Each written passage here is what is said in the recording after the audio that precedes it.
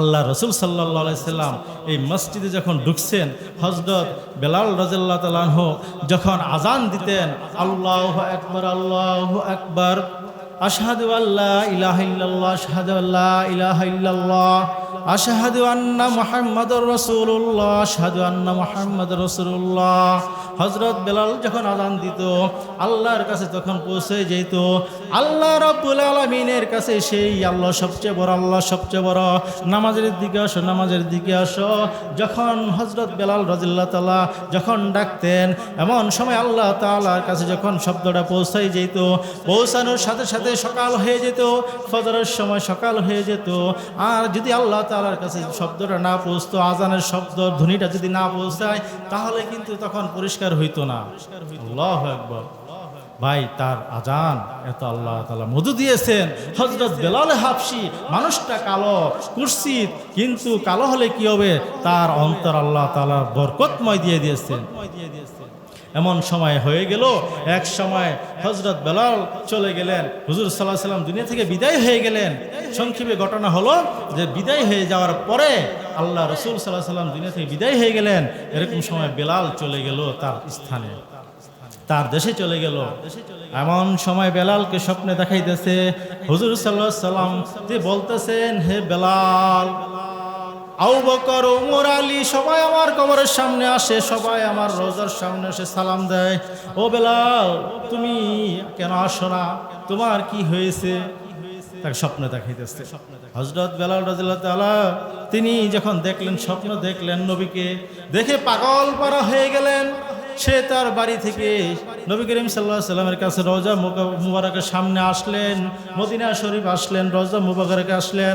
আসার পর এমন সময় হয়ে গেল, ওই এলাকার ওই মহল্লার পুরুষরা যখন দেখলো, বাচ্চারা যখন দেখলো, আরে বেলাল তো আজান দিতেছে, এরকম সময় হয়ে গেল, সেই বেলাল আবার আসছে, আমার নবী দুনিয়া থেকে বিদায় হয়ে গেছে, কিন্তু বেলাল তো এখানে আসলো, মনে হয় নবী মনে হয় আসছে। বাচ্চারা বলতেছে, মা আমাকে সুন্দর জামা পরিয়ে দাও, আমাকে সুন্দর জুতা পরিয়ে দাও, আমাকে সুন্দর জামা কাপড় পরিধান করে দাও। বেলাল আসছে, বেলালকে দেখছি, হাবশী বেলাল যে আজান দিত, শুনেছি সেই বেলাল আসছে। ওমা, আমার নবীও মনে হয় আসছে দুনিয়াতে। মা বাবারা তখন পাগল হয়ে যেত, এই তুমি কি বলতেছো, কি বলতেছো? বলে, হ্যাঁ, বেলালকে দেখেছি। আল্লাহর রাসূল সাল্লাল্লাহু আলাইহি সাল্লামের রওজা মুবারকের সামনে যখন হাবশী বেলাল আসলেন, আসার পরে তখন দোয়া করতেছেন, তখন সবাই বলতেছে, বেলাল তুমি একটা আজান দাও। বেলাল বলে, না, আমি কার জন্য আজান দিব? আমার নবী নাই, আমার রাসূল নাই, যার সাথে আমি চলতাম, যার কাছে মর্যাদা পাইতাম, সে নাই, কার কাছে আমি আজান দিব? কাকে শোনাইবো আজান দিয়ে? আমি এখানে আসছি, আমার মনটা খুব কষ্ট হইতেছে। বেলাল রাদিয়াল্লাহু তাআলাকে যখন সবাই বুঝাইলো, কেউ মানে না, যখন বলল হাসান আর হুসাইন হুজুর সাল্লাল্লাহু আলাইহি সাল্লামের নাতি রয়েছেন, সেই হাসান হুসাইনকে দিয়ে বেলালকে আজান দেওয়ার কথা বলবে, তাহলে সবাই পরামর্শ করলেন, আলী, ওমর, আবু বকর সকলে। এমন সময় হয়ে গেল, হাসান হুসেনকে বলতেছে, যাও, তোমরা যাও, বেলালকে আজানের কথা বলো, বেলালের আজানের সুর শুনবো। বেলাল আমাদের কথা শুনতেছে না, তোমরা তো হুজুর সাল্লাল্লাহু আলাইহি সাল্লামের নাতি, তোমাদের কথা শুনবে। হাসান আর হুসাইন যখন চলে গেলেন, এমন সময় হয়ে গেল, যাওয়ার সাথে সাথে বলতেছে, তুমি আমার দাদা, আমার নানার তুমি আজান দিতে মুয়াজ্জিন। বেলালকে বলতেছেন, আমার নানার কথা শুনতা, আমার নানা নাই, তুমি আসছো, তুমি কি আমার কথা শুনবা না? আমাদের কথা শুনবা না? আমার নানার কথা যেমন শুনতা, তা আমাদের কথাও শুনে তোমার আজান দিতে হবে। বেলাল বলতেছে, আমি রাসূল সাল্লাল্লাহু আলাইহি সাল্লামের কথা শুনে আজান দিতাম, আর তার কথা অমান্য করতাম না। তার নাতি যেহেতু আসছে, বলতেছে, আমি তাদের কথা তো আজান দেওয়া দরকার। যখন আজান দিলেন, তাদের কথাটা রাখলেন, হুজুর আকরাম সাল্লাল্লাহু আলাইহি সাল্লামের কথা রাখলেন।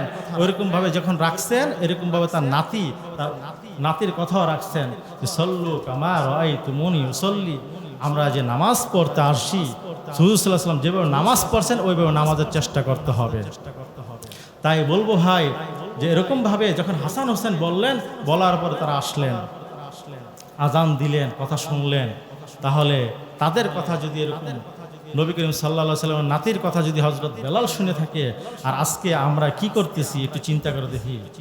লা ইন শাকারতুম লাযিদান্নাকুম ওয়া লা ইন কাফারতুম ইন্না আযাবি লাশাদীদ। আল্লাহ রাব্বুল আলামিন বলেন, ও বান্দা শোনো, জেনে রাখো আমি আল্লাহ পাক রব্বুল আলামিনের প্রশংসা, আমি আল্লাহ রাব্বুল আলামিনের প্রশংসা, যে নিয়ামত যে আল্লাহ রাব্বুল আলামিন দিয়েছি, ওই প্রশংসা আদায় করে শুকরিয়া আদায় করার কারণে আমি তা দ্বিগুণ করে দেই।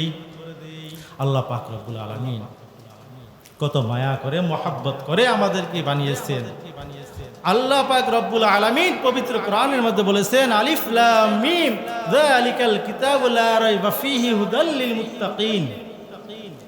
আল্লাহ পাক বলেন এই হুদাল লিল মুত্তাকিন, যে আল্লাহ তাআলা আপনাকে আমাকে যে জ্ঞান দান করেছেন, ইহদিনাস সিরাতাল মুস্তাকিম, যে রাস্তা দিয়েছেন।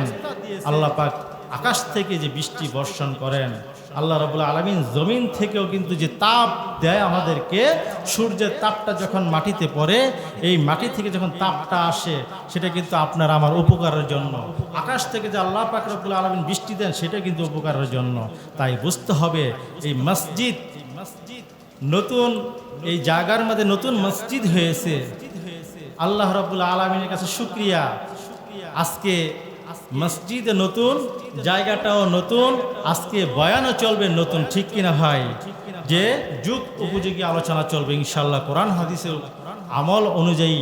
কোরআন এবং হাদিসের মধ্যে যে আল্লাহ রাব্বুল আলামিন কোরআনে বলেছেন, আর নবী করিম সাল্লাল্লাহু আলাইহি সাল্লাম যে হাদিস বুখারী শরীফ, তিরমিজি শরীফ আমরা বলি, আসলে সহিহ আল বুখারী, সহিহ আল তিরমিজি যে হাদিসের কিতাবগুলো আছে, আমরা অনেকে বলি সহিহ বুখারী, সহিহ তিরমিজি, এই হাদিসগুলোর মধ্যে ইমাম বুখারী রহমাতুল্লাহি আলাইহি সুন্দর সুন্দর আলোচনা আমার নবী সাল্লাল্লাহু আলাইহি সাল্লামের জবান দিয়ে বাহির হয়েছেন, তারা লিপিবদ্ধ করেছেন। ইমাম বুখারী যে পার্ট বাই পার্ট কথা শুনলে, আলোচনা শুনলে বুঝতে পারবেন। এখানে আমরা জানি আজকে মসজিদের যে আদব রয়েছে, আমরা যে কোনো প্রোগ্রামে যাই, যে কোনো অনুষ্ঠানে যাই, একটি প্রোগ্রামে গেলেও, একটা অনুষ্ঠানে গেলেও কি হয়, আদব অনুযায়ী রক্ষা করতে হয়। এরকম দোয়া, এরকমভাবে আদবগুলো রয়েছে, সুন্নত রয়েছে। আমরা যে মসজিদে আসব, এই জুমার দিন আমরা এক গ্রুপ আছে, শুধু জুমার দিনে আলোচনা হয়, জুমার দিনে নামাজ পড়ে। আরেক গ্রুপ রয়েছেন 5 ওয়াক্ত নামাজ পড়ে না, 4 ওয়াক্ত পড়ে। যার যার ব্যক্তিগত ব্যাপার। যে কথা বলতেছিলাম, আমার জানতে হবে মসজিদে যে আমি ঢুকবো, ওই মসজিদে ঢোকার সময় আমার মসজিদে যে আদব রয়েছে, সেই আদবগুলোতে জানতে হবে, শিখতে হবে। সল্লু কামা রাআইতুমুনি উসাল্লি। হুজুর সাল্লাল্লাহু আলাইহি সাল্লাম যেভাবে নামাজ পড়ছেন, ওইভাবে নামাজ পড়ার চেষ্টা করতে হবে আপনার আমার। তাই মসজিদে যে আদবগুলি রয়েছে, যখন ঢুকবো বিসমিল্লাহ পরে ঢুকবো, দুরূদ শরীফ পড়ব, আল্লাহুম্মা আফতাহলি আবওয়াব রাহমাতিক পড়ব, এবং ইতিকাফের নিয়ত করব। ও আমার ভাইরা, ও দিনদার ভাইরা, আমরা যখন ঢুকবো তখন এই দোয়াগুলি পড়ব। রাস্তা দিয়ে যখন হাঁটবো, রাস্তায় হাঁটারও দোয়া আছে। প্রস্রাব পায়খানায় যাব, ইস্তিনজায় যাব, তখনও দোয়া আছে। ভাই, দোয়া ছাড়া কোনো কিছু নাই। আল্লাহ রাসূল সাল্লাল্লাহু আলাইহি সাল্লাম সব কিছু আমাদেরকে শিক্ষা দিয়েছেন। আপনার আমার বুঝতে হবে, রাস্তাঘাটে চলতে হলে বুঝতে হবে কিভাবে হাঁটবো, কিভাবে চলবো। কোরআনের মধ্যে আল্লাহ বলে দিয়েছেন, এবং নবী করিম সাল্লাল্লাহু আলাইহি সাল্লাম বাতিয়ে দিয়েছেন যে এইভাবে দোয়া পড়তে হবে। যখন মসজিদে আসব, মসজিদ থেকে যখন বাহির হব, তখনও কিন্তু আমরা বাম পা দিয়ে বাহির হব এবং দোয়া পড়ব, আল্লাহুম্মা ইন্নী আসআলুকা মিন ফাদলিক। এরকমভাবে সব কিছুর একটা দোয়া আছে, আমাদের জানতে হবে, বুঝতে হবে। না পারলে ইমাম সাহেবের কাছে যাব, মাদ্রাসার হুজুরদের কাছে যাব, আলেমদের কাছে যাব। ও ভাই, এই মসজিদ কিভাবে শুধু মসজিদ করলেই হইল না, এটাকে গঠন করতে হবে, এটার আদব রক্ষা করতে হবে। এরকমভাবে যে কথাগুলো বলতেছি কোরআন হাদিস অনুযায়ী আমাদের জানতে হবে। শুধু মসজিদে ঢুকবো তাই না, 15টি আদব আছে। আমি কয়েকটি আদবের কথা বলবো বোঝানোর জন্য। মসজিদে যখন আসব, আল্লাহর রাসূল সাল্লাল্লাহু আলাইহি সাল্লাম হাদিসের মধ্যে আসছে, ইমাম বুখারী রহমাতুল্লাহি আলাইহি 6 লক্ষ হাদিস মুখস্থ করছেন।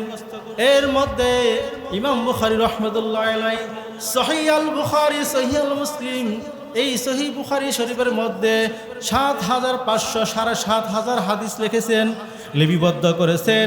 নবী করিম সাল্লাল্লাহু আলাইহি সাল্লামের কাছ থেকে দিয়েছেন। যে কথাগুলি শুনছেন ওই আলোচনাগুলি লিপিবদ্ধ করে দিয়েছেন বুখারী শরীফের মধ্যে।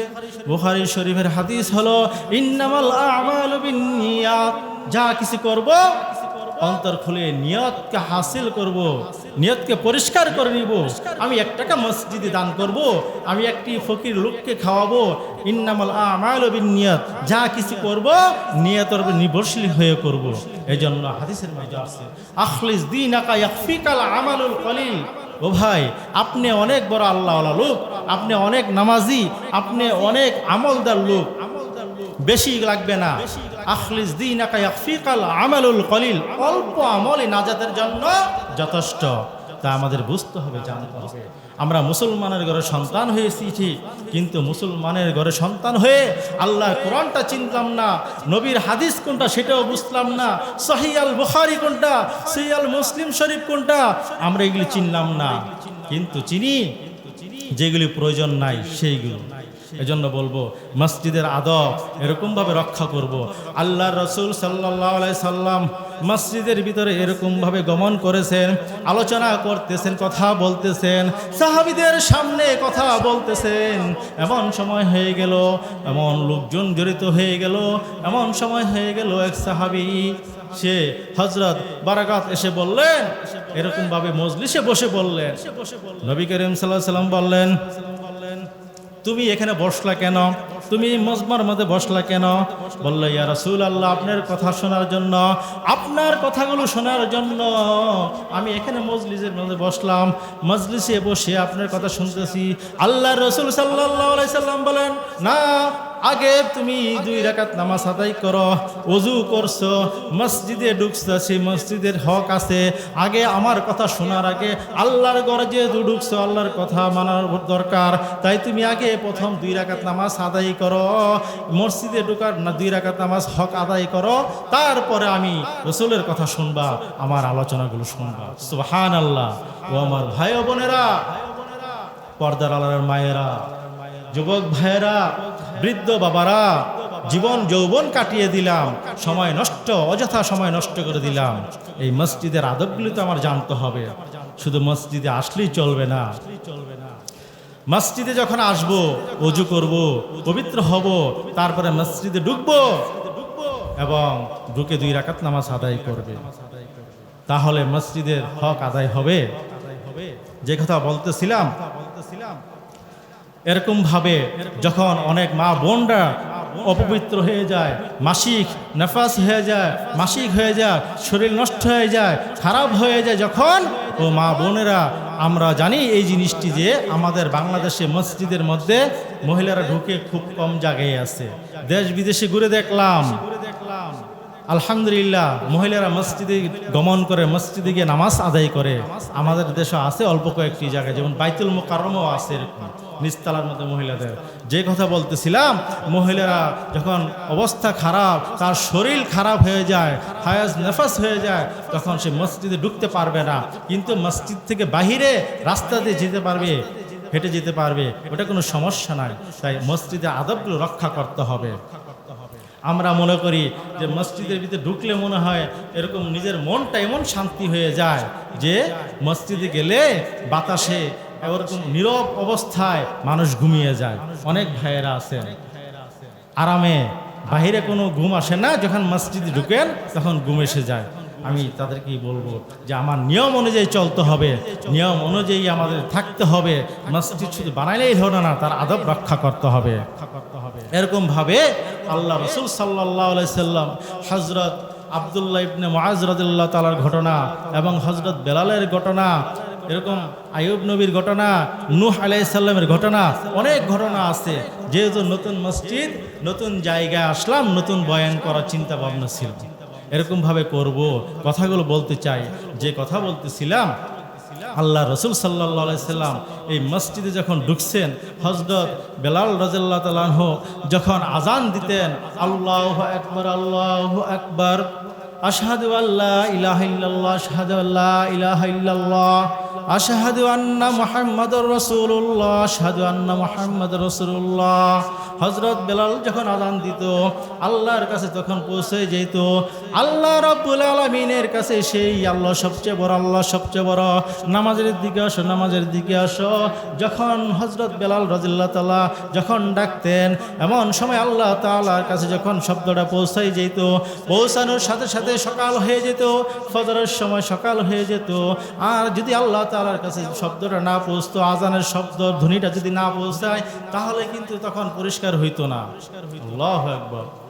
ভাই, তার আজান এত আল্লাহ তাআলা মধু দিয়েছেন। হযরত বেলাল হাবশি মানুষটা কালো, কুৎসিত, কিন্তু কালো হলে কি হবে, তার অন্তর আল্লাহ তাআলা বরকতময় দিয়ে দিয়েছেন। এমন সময় হয়ে গেল, এক সময় হযরত বেলাল চলে গেলেন, হুজুর সাল্লাল্লাহু আলাইহি ওয়াসাল্লাম দুনিয়া থেকে বিদায় হয়ে গেলেন। সংক্ষেপে ঘটনা হলো যে বিদায় হয়ে যাওয়ার পরে আল্লাহ রাসূল সাল্লাল্লাহু আলাইহি ওয়াসাল্লাম দুনিয়া থেকে বিদায় হয়ে গেলেন। এরকম সময় বেলাল চলে গেল তার স্থানে, তার দেশে চলে গেল। এমন সময় বেলালকে স্বপ্নে দেখাইতেছে হুজুর সাল্লাল্লাহু আলাইহি ওয়াসাল্লাম, যে বলতেছেন, হে বেলাল, আবু বকর, ওমর, আলী সবাই আমার কবরের সামনে আসে, সবাই আমার রোজার সামনে এসে সালাম দেয়। ও বেলাল, তুমি কেন আসো না? তোমার কি হয়েছে? তাকে স্বপ্ন দেখাইতেছে। হযরত বেলাল রাদিয়াল্লাহু তাআলা তিনি যখন দেখলেন, স্বপ্ন দেখলেন, নবীকে দেখে পাগল পারা হয়ে গেলেন। সে তার বাড়ি থেকে নবী করিম সাল্লাল্লাহু আলাইহি ওয়াসাল্লামের কাছে রওজা মুবারকের সামনে আসলেন, মদিনা শরীফ আসলেন, রওজা মুবারকে আসলেন। আসার পর এমন সময় হয়ে গেল, ওই এলাকার ওই মহল্লার পুরুষরা যখন দেখলো, বাচ্চারা যখন দেখলো, আরে বেলাল তো আজান দিতেছে, এরকম সময় হয়ে গেল, সেই বেলাল আবার আসছে। আমার নবী দুনিয়া থেকে বিদায় হয়ে গেছে, কিন্তু বেলাল তো এখানে আসলো, মনে হয় নবী মনে হয় আসছে। বাচ্চারা বলতেছে, মা, আমাকে সুন্দর জামা পরিয়ে দাও, আমাকে সুন্দর জুতা পরিয়ে দাও, আমাকে সুন্দর জামা কাপড় পরিধান করে দাও। বেলাল আসছে, বেলালকে দেখছি। হাবশি বেলাল যে আজান দিত, শুনেছি সেই বেলাল আসছে। ওমা, আমার নবীও মনে হয় আসছে দুনিয়াতে। মা বাবারা তখন পাগল হয়ে যেত, এই তুমি কি বলতেছো, কি বলতেছো? বলে, হ্যাঁ, বেলালকে দেখেছি। আল্লাহর রাসূল সাল্লাল্লাহু আলাইহি সাল্লামের রওজা মুবারকের সামনে যখন হাবশি বেলাল আসলেন, আসার পরে তখন দোয়া করতেছেন, তখন সবাই বলতেছে, বেলাল তুমি একটা আজান দাও। বেলাল বলে, না, আমি কার জন্য আজান দিব? আমার নবী নাই, আমার রাসূল নাই, যার সাথে আমি চলতাম, যার কাছে মর্যাদা পাইতাম, সে নাই। কার কাছে আমি আজান দিব? কাকে শোনাইবো আজান দিয়ে? আমি এখানে আসছি, আমার মনটা খুব কষ্ট হইতেছে। বেলাল রাদিয়াল্লাহু তাআলাকে যখন সবাই বুঝাইলো, কেউ মানে না। যখন বলল হাসান আর হুসাইন হুজুর সাল্লাল্লাহু আলাইহি সাল্লামের নাতি রয়েছেন, সেই হাসান হুসাইনকে দিয়ে বেলালকে আজান দেওয়ার কথা বলবে, তাহলে সবাই পরামর্শ করলেন, আলী, ওমর, আবু বকর সকলে। এমন সময় হয়ে গেল, হাসান হুসেনকে বলতেছে, যাও, তোমরা যাও, বেলালকে আজানের কথা বলো, বেলালের আজানের সুর শুনবো। বেলাল আমাদের কথা শুনতেছে না, তোমরা তো হুজুর সাল্লাল্লাহু আলাইহি সাল্লামের নাতি, তোমাদের কথা শুনবে। হাসান আর হুসাইন যখন চলে গেলেন, এমন সময় হয়ে গেল, যাওয়ার সাথে সাথে বলতেছে, তুমি আমার দাদা, আমার নানার তুমি আজান দিতে মুয়াজ্জিন। বেলালকে বলতেছেন, আমার নানার কথা শুনতা, আমার নানা নাই, তুমি আসছো, তুমি কি আমার কথা শুনবা না? আমাদের কথা শুনবা না?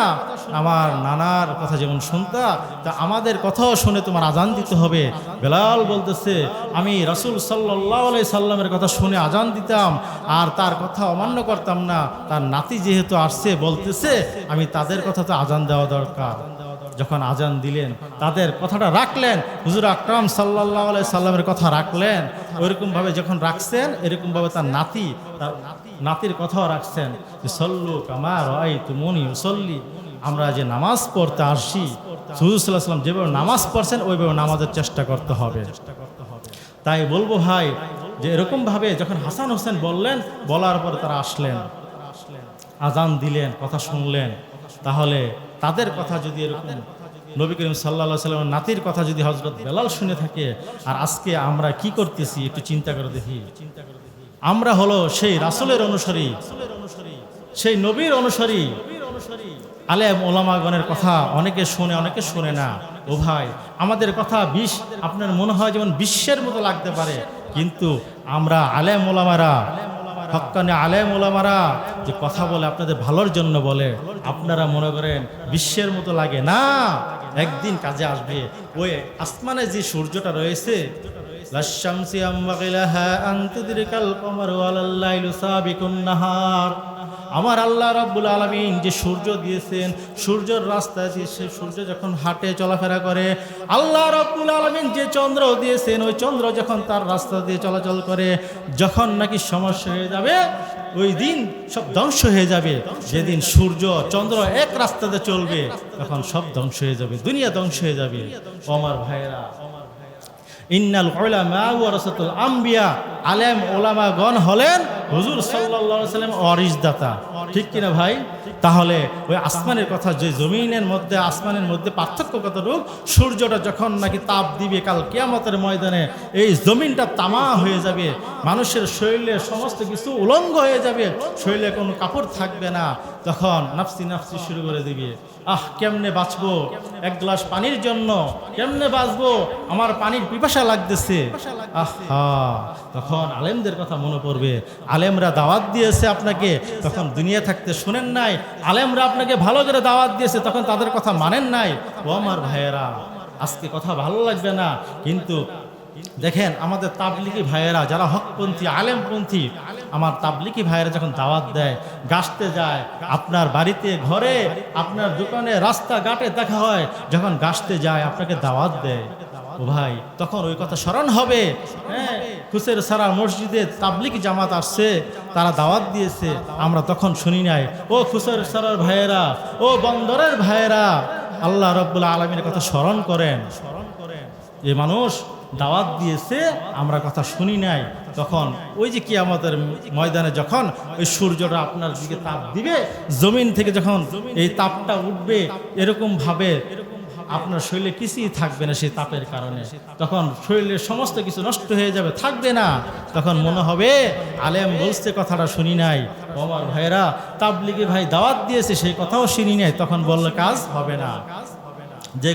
যে কথা বলতেছিলাম, যে মসজিদ তৈরি করেছি, বানিয়েছি, এই মসজিদের হক তো রয়েছে। এরকম না যে ইমাম সাহেব রেখেছি, মুয়াজ্জিন সাহেব রেখেছি, খাদেম রেখেছি, তাদের কাজ যে নামাজ পড়াবে, পরিষ্কার করবে, না। আল্লাহ রাসূল সাল্লাল্লাহু আলাইহি ওয়াসাল্লাম নিজে পর্যন্ত মসজিদ পরিষ্কার করতেন। এক সময় দেখেন নাকের গোষ্ঠী পড়ে রয়েছে, কোন কে জানি ফালি দিয়েছে, তা আল্লাহ রাসূল সাল্লাল্লাহু আলাইহি ওয়াসাল্লাম এটা পরিষ্কার করেছেন। ও ভাই, আমরা ইমাম সাহেবের দায়িত্ব যে নামাজ পড়াবে সেটা নয়, চিন্তা করতে হবে আল্লাহ রাসূল ঘর পরিষ্কার করেছেন, আল্লাহর ঘর পরিষ্কার করতে পারছেন। আপনি আমি সভাপতি হয়ে গেছি, সেক্রেটারি হয়ে গেছি, তাই বলে কি আমি ক্যাশিয়ার হয়ে গেছি, আমি কি করতে পারবো না? আপনি যদি করেন আপনার অন্তর পরিষ্কার হয়ে যাবে। ওই চিন্তা করলে চলবে না ইমাম সাহেবের দায়িত্ব নামাজ পড়াবে, আর মুয়াজ্জিনের দায়িত্ব, খাদেমের দায়িত্ব সে পরিষ্কার করবে, টাকা দিয়ে রাখছি না। ভাই, আপনি সভাপতি হন, সেক্রেটারি হন, ক্যাশিয়ার হন, সদস্য হন, আপনি যেই হন না কেন, আপনি পরিষ্কার করলে আল্লাহর ঘর, আপনার অন্তর আল্লাহ তাআলা পরিষ্কার করে দেবেন। সুবহানাল্লাহ। যখন যাত্রাবাড়ি মাদ্রাসায় পড়তাম, মাহমুদুল হাসান সাহেবের যে মাদ্রাসাটা বড় মাদ্রাসায়, তখন আসরের পরে আলোচনা হইতো, ওই কথাটাই মনে পড়লো আজকে, বহুত বছর আগে 2003-04 কথা, আজকে মনে পড়লো কথায় কথায়। তখন এই আলোচনাটা হয়েছিল যে আল্লাহর ঘর যদি তোমরা পরিষ্কার করো, সে ছাত্রদেরকে বলতেছে, ইজলাসি একটা মজলিসের মধ্যে হুজুর বলতেছেন, মাহমুদুল হাসান সাহেব বলতেছেন যে তোমরা যদি আল্লাহর ঘর যেখানে বসছো, এই ঘরটা যদি পরিষ্কার করো, তাহলে তোমার অন্তর পরিষ্কার হয়ে যাবে। হুজুর সাল্লাল্লাহু আলাইহি ওয়াসাল্লাম বলেছেন।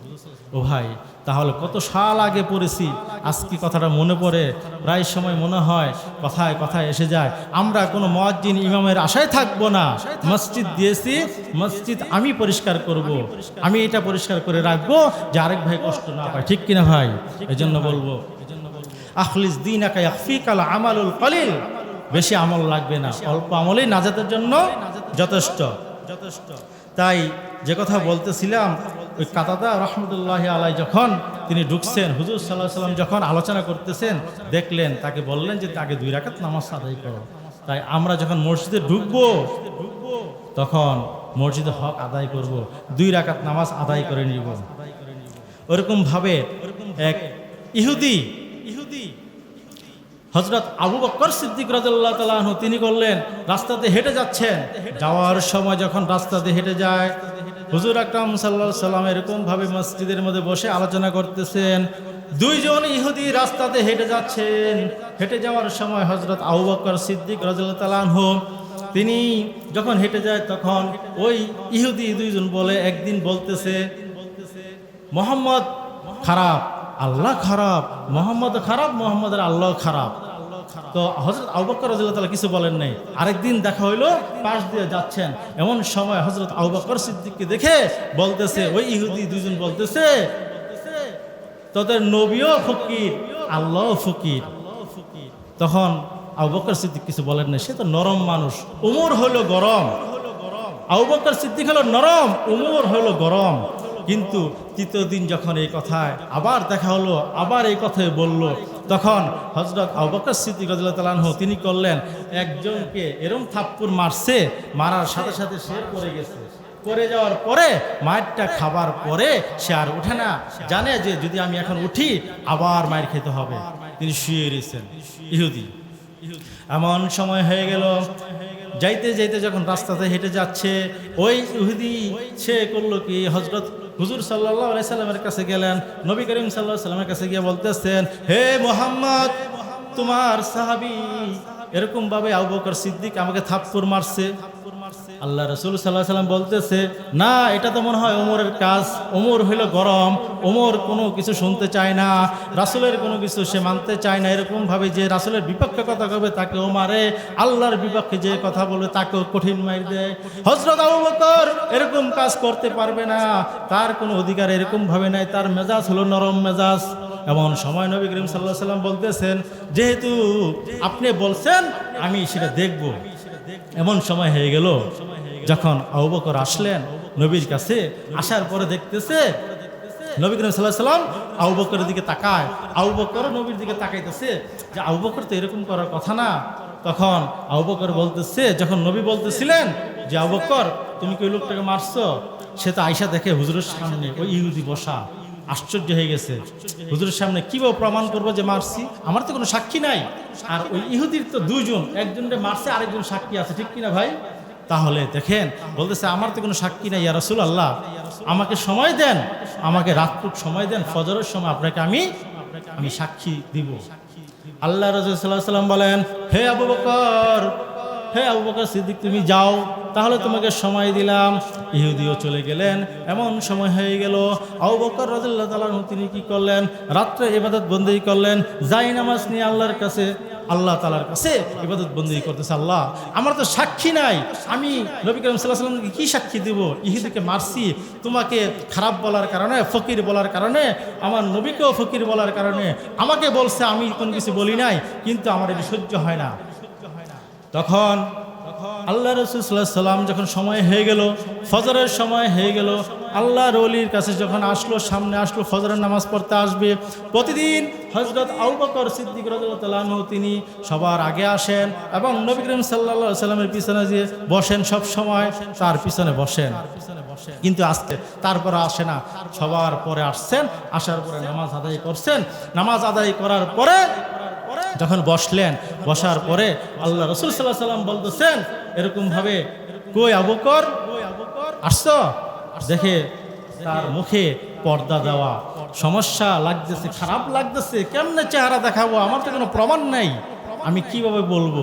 আল্লাহ রাসূল সাল্লাল্লাহু আলাইহি ওয়াসাল্লাম বুঝতে পারছেন কিছু একটা হয়েছে।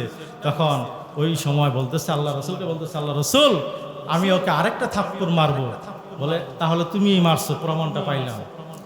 বলছে, যখন আল্লাহকে বলছে তারপর থাপ্পড় মারছি, আর আরেকটা বাকি রয়েছে, যখন আপনাকে বলছে যে আপনি গরিব ফকির, তখন থাপ্পড়টা মারছি, তাহলে আরেকটা থাপ্পড় বাকি রয়েছে।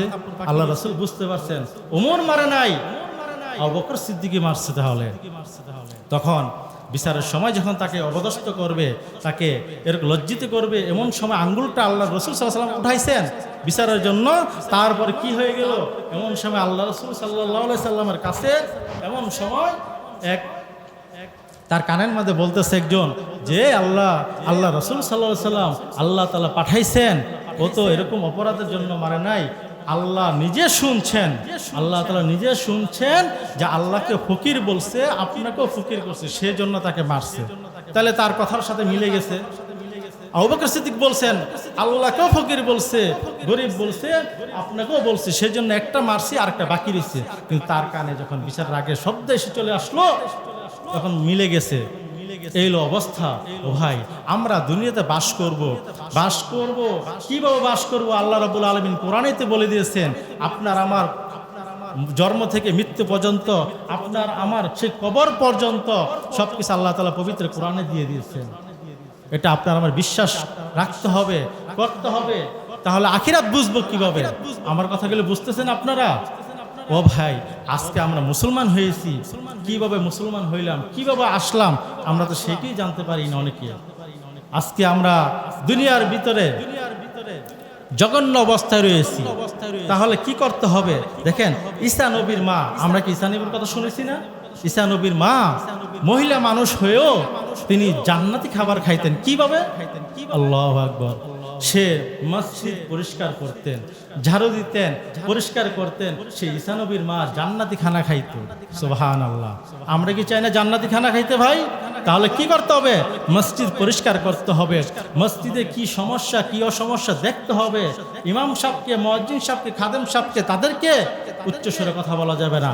আচ্ছা বলুন তো দেখি, মসজিদে আসলে কি জোরে শব্দ করা যাবে? আমি বলতেছি আপনাকে বোঝানোর জন্য কথা বলতেছি, ঠিক কিনা? তাহলে আমি যে কথাটা বলবো, মসজিদে আসার পরে কোনো শব্দ বেশি করব না, চুপচাপ থাকবো, আস্তে ধীরে আসবো। যে আদবের কথা বলছিলাম, মসজিদে কিভাবে আসবো, যে প্রথম যে কথা বলছি, যে এইভাবে আমরা যখন আসবো তাড়াহুড়া করে আসবো না। আরেকটা জিনিস হয়ে যায়, মানুষ এই জুমার দিন কি হয়, আমরা যখন মুসলমানের দাওয়াত খেতে যাব, অনুষ্ঠানে যাব, বিয়ের অনুষ্ঠানে যাব, বন্ধু বান্ধব দাওয়াত দিয়েছে, ওই শার্ট জামাটা যখন পরি, ইস্তারি করে জামাটা পরি, ঠিক কিনা? আজকে মসজিদে জুমার সময় যখন আসি তখন নোংরা জামাগুলি পরে আসি। এই জামা কাপড়, এই জন্য বলতে চাই যে আমরা যখন আল্লাহর ঘরে আসব, আল্লাহর ঘরের মেহমান, সবচেয়ে দামি, সবচেয়ে সুন্দর, সবচেয়ে খুশবু লাগে সেই জামাটা পরে আসবো। এটি হলো নিয়ম। আর আমরা করি কি? আজকে অনুষ্ঠানে যাই, সুন্দর জামা পরে যাই, বন্ধু বান্ধব দেখবে, আত্মীয় স্বজন দেখবে। ও ভাই, তার থেকে সবচেয়ে বড় হলো আল্লাহর ঘরে আসবো, দামি জিনিস পরে আসবো, আল্লাহর ঘরে আসবো, পবিত্র জিনিস পরে আসবো, আল্লাহর ঘরে পরে আসবো, জামা কাপড়টি ভালো ভালো ভালো জামা কাপড়গুলি পরে আসবো, ঠিক কিনা ভাই? আমরা তা উল্টা করি, ঠিক কিনা? যে কথা বলতেছিলাম, আল্লাহ রসুল সাল্লাল্লাহু আলাইহি সাল্লাম যেভাবে আপনাকে আমাকে দুনিয়াতে পাঠাইছেন, আল্লাহ রসুল সাল্লাল্লাহু আলাইহি সাল্লামের হাদিস আমরা জানতে হবে, পড়তে হবে। আল্লাহ পাক রব্বুল আলামিন কোরআনে কি বলছেন সেটা আমার জানতে হবে, ঠিক কিনা ভাই? আল্লাহ পাক বলেন, কুল্লাউ কানাল বাহরু মিদাদাল লিকালিমাতি রাব্বি লানাফিদাল বাহর ইল্লা আয়াত। আল্লাহ রাব্বুল আলামিন পবিত্র কোরআনে ইরশাদ করেছেন, আসমান থেকে যে বৃষ্টি বর্ষণ করা হয়, এই বৃষ্টিগুলো জমিনে পড়তে পড়তে এক সময় নদী নালা খাল বিল হয়ে যায়। আল্লাহ পাক রব্বুল আলামিন দুনিয়ার মধ্যে যত গাছপালা দিয়েছেন, ওই গাছপালাগুলো যখন নাকি কেটে কলম বানানো হবে, আল্লাহর জমিনটাকে যখন খাতা বানানো হবে, দুনিয়ার যত পানি রয়েছে, যে পানিগুলি আছে, নদী নালা খাল বিল, সাগর, আটলান্টিক মহাসাগর, প্রশান্ত মহাসাগর, আরব সাগর, সমস্ত পানিগুলোকে যদি আল্লাহ রাব্বুল আলামিন এরকমভাবে কালি বানিয়ে দেয়, দুনিয়ার গাছগুলোকে যদি কলম বানিয়ে দেয়, আর মানব আর দানব যদি লেখক বানিয়ে দেয়, এমন সময় হয়ে যাবে লিখতে লিখতে জমিনের মধ্যে লিখতে, জমিনটাকে যখন খাতা বানিয়ে দিবে, আল্লাহ পাক রব্বুল আলামিন বলেন, এই জমিনের মধ্যে লিখতে লিখতে কলমগুটা শেষ হয়ে যাবে, কালিগুটা শেষ হয়ে যাবে, এমন কি আমি আল্লাহ রাব্বুল আলামিনের প্রশংসা শেষ হবে না? বলেন সুবহানাল্লাহ। ও ভাই, এই কথাগুলো কোরআনের কথা, কোনো বানোয়াট কোনো কথা না। আলেম ওলামারা আছেন, তারা জানেন, বুঝেন। ও ভাই, তাহলে আল্লাহ পাক রব্বুল আলামিন বলেন, এই কালিগুটা শেষ হয়ে যাবে, কলমটা শেষ হয়ে যাবে, মানব দানবের মৃত্যু ঘটে যাবে, তারপর আমি আল্লাহ পাক রব্বুল আলামিনের প্রশংসা শেষ হবে না। বলেন সুবহানাল্লাহ। যদি আল্লাহ পাক বলেন, যদি এইগুলিকে যদি আমি দ্বিগুণ করে দেই, কালিগুলি, লেখার খাতা এবং কলম, মানব দানব যদি দ্বিগুণ করিয়ে দেই, তাদের মৃত্যু হয়ে যাবে, তারপর আমি আল্লাহ পাকের প্রশংসা শেষ হবে না। বলেন সুবহানাল্লাহ। তাহলে আপনার আমার বুঝতে হবে, এই দুনিয়ায় কিসের জন্য আসলাম, কোথায় থেকে আসলাম, কোথায় আসি, আবার কোথায় চলে যাব। ও ভাই, আমরা এখানে সবাই একত্র আছি, আমরা কি বাঁচবো? আশা আছে যে আমি এত বছর বাঁচবো? তাহলে দেখেন, যে কথা বলতেছিলাম, কুল্লু নাফসিন যায়িকাতুল মউত সুম্মা ইলাইনা তুরজাউন। প্রত্যেক সৃষ্টিজীবের অবশ্যই মৃত্যুর স্বাদ গ্রহণ করতে হবে কিনা? বুঝেন না আমার কথা? কুল্লু নাফসিন যায়িকাতুল মউত সুম্মা ইলাইনা তুরজাউন। বুঝার ব্যাপারটা অন্যরকম, কারণ অনেকদিন পর আপনাদের এখানে আসলাম। অনেক সবসময় হুজুরা কথা বলে একরকম আর আমি বলি আরেক রকম, সেই জন্য একটু বুঝতে কষ্ট হইতেই পারে ভাষায়। অনেকে চিন্তা করতেছে যে আজানের পরে বয়ান শুরু হয়ে গেল, কে আসলো কি আসি বিষয়। অনেক দিন ধরে আপনাদের দিকে আসিও না, সময় করতে পারি না। যে বলতেছিলাম কুল্লু নাফসিন যায়িকাতুল মউত সুম্মা ইলাইনা তুরজাউন। প্রত্যেক সৃষ্টিজীবের মৃত্যুর স্বাদ গ্রহণ করতে হবে কি হবে না? এক সেকেন্ড আগেও হবে না, এক সেকেন্ড পরেও হবে না। ও ভাই, আমরা যে এখানে আসি সবাই মুসলমান ভাই ভাই, ঠিক কিনা? তাহলে আমাদের মৃত্যুর স্বাদ গ্রহণ করতে হবে। তাহলে কি করতে হবে? কবরের জন্য কি করলাম? বদনাম, সুনাম, চুরি, ডাকাতি, রাহাজানি, ছিনতাইকারী, মানুষের অপদস্থ, এইগুলি তো সব গুনার বোঝা নিয়ে কবরে গেলে হবে? হবে না। আমি মসজিদ দিয়েছি, টাকা পয়সা দিয়েছি, সব পাইবেন। কিন্তু আমি যদি মসজিদে টাকা দিয়ে যদি বলি যে এত হাজার টাকা দিছি, এত টাকা দিছি, সব থাকে? থাকে। কারণ যদি ডাইন হাত বলা হয়েছে ডাইন হাত দিয়েছ, বাম হাতও যেন না জানে। আর আমরা বলি পরিপ্রেক্ষিতে দিবেন, কারণ দেওয়ার কারণ হলো আরেকজন উৎসাহিত হবে, সেই উদ্দেশ্য থাকতে হবে। আমি 1 লাখ টাকা দিছি, 50,000 দিয়েছি মসজিদের জন্য, তাহলে আরেকজন যেন দেওয়ার উৎসাহিত থাকে, এই নিয়ত থাকতে হবে। ইন্নামাল আমালু বিন্নিয়াত, যাহা কিছু করব নিয়তকে খালেস করে করব, ঠিক কিনা ভাই? এই দান বিফল যাবে না, দিবেন, এটি থাকবে। যে কথা বলতেছিলাম, বেশি বেশি করে দিবেন, বেশি বেশি করে দান সৎকার করবেন, করলে কি হবে? এই টাকাটা বিফলে যাবে না। কত টাকা কত জায়গায় চলে যায়, কিন্তু আপনি আমি চা খেতে গেলে, আড্ডা মারতে গেলে 20-50 টাকা শেষ হয়ে যায় না ভাই? এটা যদি আল্লাহর ঘরে দেই, যদি একটা ইট কিনা হয়, সিমেন্ট কিনা হয়, বস্তা কিনা হয়, তাহলে কি এটা থাকবে না? যতদিন এটা থাকবে ততদিন সব